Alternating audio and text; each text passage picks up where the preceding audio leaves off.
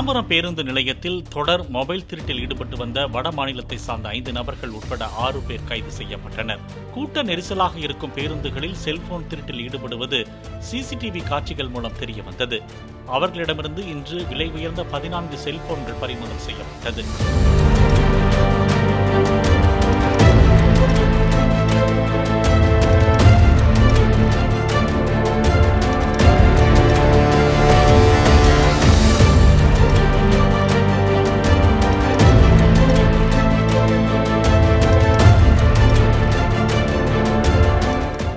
Play store மற்றும் app ஸ்டோரில் இருந்து பாலிமர் செயலியை QR கோடு மூலம் பதிவிறக்கம் செய்யுங்கள். செய்திகளை உடனுக்குடன் பெறுங்கள்.